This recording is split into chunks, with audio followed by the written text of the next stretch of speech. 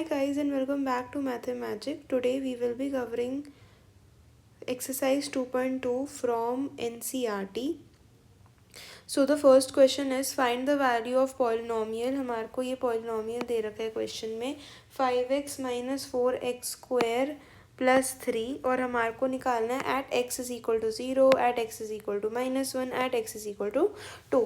तो हम बोलेंगे क्योंकि इस पॉलिनॉमियल को कोई नाम नहीं दे रखा तो हम बोलेंगे let p of x is equal to 5x minus 4x square plus 3. अब at x is equal to 0 का क्या मतलब है, जहाँ जहाँ आपको x दिख रहा है वहाँ वहाँ 0 सब्सटीट्यूट कर दो. तो इसको बोलते हैं p of 0 is equal to 5 into 0 minus 4 into 0 का स्क्वायर प्लस 3. तो ये टर्म 0 ये टर्म 0 बच गया 3. तो हमारा फाइनल आंसर हो गया p ऑफ 0 का 3. फिर at x is equal to -1 यानी p ऑफ -1, जहाँ जहाँ x दिख रहा है वहाँ वहाँ -1 सब्सटीट्यूट करते जाओ. तो 5 इंटू -1 माइनस 4 इंटू -1 का स्क्वायर प्लस 3. तो ये क्या हो जाएगा -5 फिर -4 इंटू 1 प्लस 3. तो -5 -4 प्लस 3 विच इज़ -9 प्लस 3 यानी कि -6 हमारा फाइनल आंसर हो गया. फिर नेक्स्ट क्या है at x is equal to 2 यानी कि p ऑफ 2 क्या हो जाएगा 5 into 2 minus 4 into 2 square plus 3. तो यानी कि 5 इंटू 2 यानी 10 माइनस 4 इंटू 4 प्लस 3. तो यानी कि 5 माइनस 16 प्लस 3 तो हो गया -6 प्लस 3 यानी कि -3.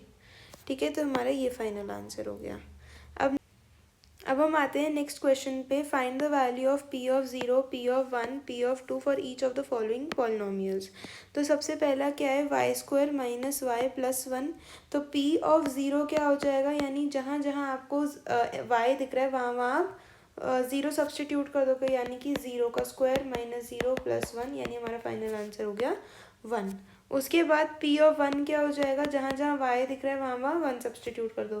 तो यानी कि 1 का स्क्वायर -1 प्लस 1 तो यानी 1 माइनस 1 प्लस 1 यानी फाइनल आंसर हो गया 1. उसके बाद नेक्स्ट क्या है p ऑफ 2 निकालना है. तो यानी कि हमारे को जहाँ जहाँ y दिख रहा है वहाँ वहाँ 2 सब्सटीट्यूट कर दो. तो 2 का स्क्वायर -2 प्लस 1 यानी 4 माइनस 2 प्लस 1 2 प्लस 1 यानी कि 3 हमारा फाइनल आंसर हो गया.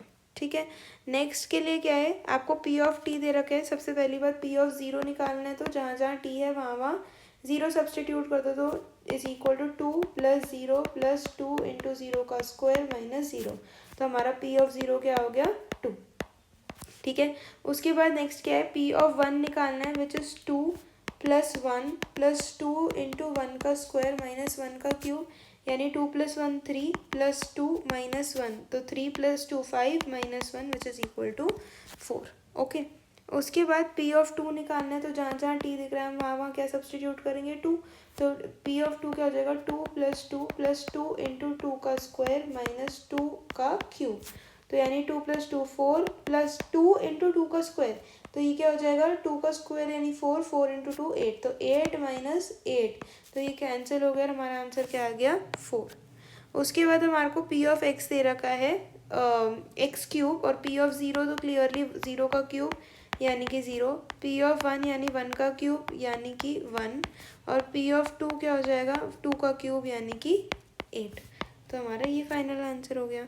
फिर उसके बाद इसमें जहाँ जहाँ आपको x दिख रहा है आप जो है 0 सब्सटीट्यूट करोगे. तो 0 माइनस 1 इंटू 0 प्लस 1 तो ये हो गया -1 into 1 which is equal to -1. अब p ऑफ 1 क्या हो जाएगा 1 माइनस 1 इंटू 1 प्लस 1 यानी कि 0 इंटू 2 यानी आंसर हो गया मेरा 0 फाइनल.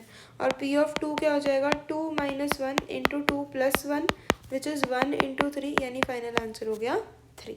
ठीक है, अब नेक्स्ट क्वेश्चन क्या कहता है verify whether the following are zeros of a polynomial indicated against them.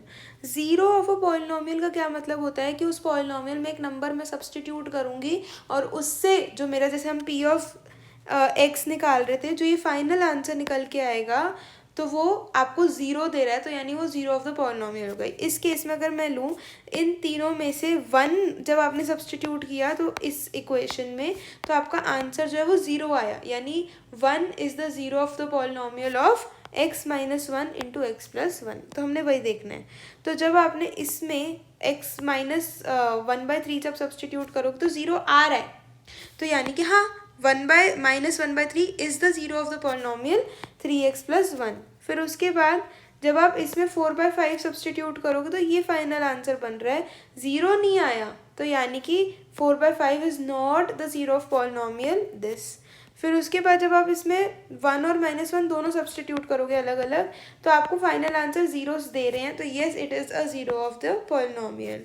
फिर जब आप यहाँ पे -1 सब्सटीट्यूट करा मैंने, जब हमने यहाँ पे -1 सब्सटीट्यूट किया तो हाँ वो ज़ीरो आ रहा है, तो -1 is the zero of the polynomial. और जब आप 2 सब्सटीट्यूट करोगे तो भी वो ज़ीरो दे रहा है, तो yes -1 and 2 are the zeros of the polynomial. फिर जब आप ज़ीरो यहाँ पे सब्सटीट्यूट करोगे, x² में ज़ीरो डालोगे तो वो ज़ीरो देगा, तो यानी yes zero is the zero of polynomial p of x = x²। फिर नेक्स्ट वाले पार्ट में जब हम x की जगह -m/l सब्सटीट्यूट करेंगे तो आपको फाइनल आंसर ज़ीरो दे रहा है, तो yes zero x = -m/l is the zero of polynomial lx + m। फिर नेक्स्ट है px = जब हम यहाँ पे ये सब्सटीट्यूट करेंगे तो इस केस में ध्यान से देखना, -1/√3 तो आपको ज़ीरो दे रहा है, +2/√3 आपको ज़ीरो नहीं दे रहा, तो यानी कि ये ज़ीरो ऑफ द पॉलिनोमियल है पर ये ज़ीरो ऑफ द पॉलिनोमियल नहीं है। फिर उसके बाद px = 2x + 1 और यहाँ पे जब मैं +1/2 सब्सटीट्यूट करूँगी तो मेरा आंसर 2 दे रहा है which is not equal to 0, तो यानी x = 1/2 is not the zero of polynomial 2x + 1। फिर नेक्स्ट है हमारे को निकालने हैं कि ज़ीरोज़ ऑफ द पॉलिनोमियल क्या है, तो सिंपली इसको इक्वल टू ज़ीरो कर दो। तो इस केस में क्या आ रहा है, x = -5, तो जब आप इस इक्वेशन में -5 डालोगे x की जगह तो आपको फाइनल आंसर ज़ीरो देगा, तो यानी x = -5 is the zero of polynomial this equation. फिर इसके लिए नेक्स्ट बी पार्ट के लिए जब मैं x - 5 = 0 सब्सटीट्यूट करूँगी तो मेरा x = 5 आ जाएगा, यानी x = 5 is the zero of the polynomial x - 5। फिर नेक्स्ट में अगर हम 2x + 5 लें तो 2x + 5 = 0 सब्सटीट्यूट किया तो x की वैल्यू क्या हो गई, -5/2, यानी कि x = -5/2 is the zero of the polynomial p of x = 2x + 5 का -5/2 is the zero of the polynomial. फिर जब यहाँ पे आप 3x - 2 = 0 करोगे तो x की वैल्यू आ जाएगी 2/3, यानी कि x = 2/3 is the zero of polynomial this. उसके बाद नेक्स्ट पार्ट क्या है, 3x, तो अगर हम 3x = 0 सब्सटीट्यूट करेंगे, देखो तो इस केस में x has to be zero तभी ये इक्वेशन ज़ीरो बनेगी, तो यानी x = 0 is the zero of the polynomial 3x।